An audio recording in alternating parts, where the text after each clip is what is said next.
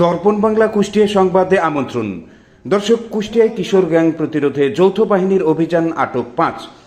কুষ্টিয়া প্রতিনিধি AKM নাজমুল আলমের পাঠানো তথ্য ও ভিডিও চিত্রে দেখুন বিস্তারিত।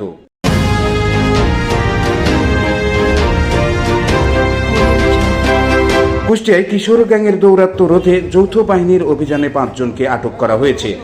অভিযানের সময় তাদের কাছ থেকে মাদকদ্রব্য ও বিভিন্ন সন্দেহজনক সরঞ্জাম উদ্ধার করা হয়।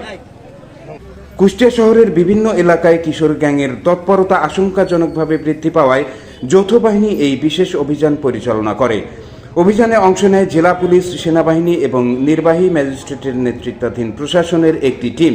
সূত্র জানায়, আটককৃতরা দীর্ঘদিন ধরে এলাকায় বিশৃঙ্খলা সৃষ্টি, সাধারণ মানুষের মধ্যে ভয়ভীতি প্রদর্শন এবং বিভিন্ন অপরাধমূলক কর্মকাণ্ডে জড়িত ছিল।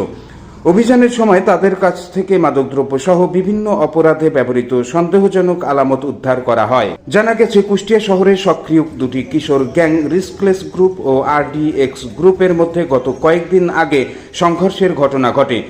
এই সংঘর্ষে অন্তত 8 জন আহত হন। এই ঘটনার প্রেক্ষিতেই আইনশৃঙ্খলা পরিস্থিতি নিয়ন্ত্রণে আনতে যৌথ বাহিনীর এই অভিযান পরিচালনা করা হয়।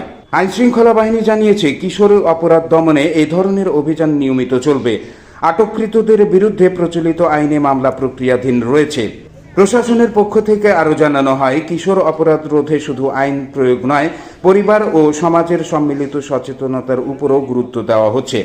দুইজনের কাছে গাঁজা পাওয়া গেছে। আরে এখন সরেন। কি করেন আপনি?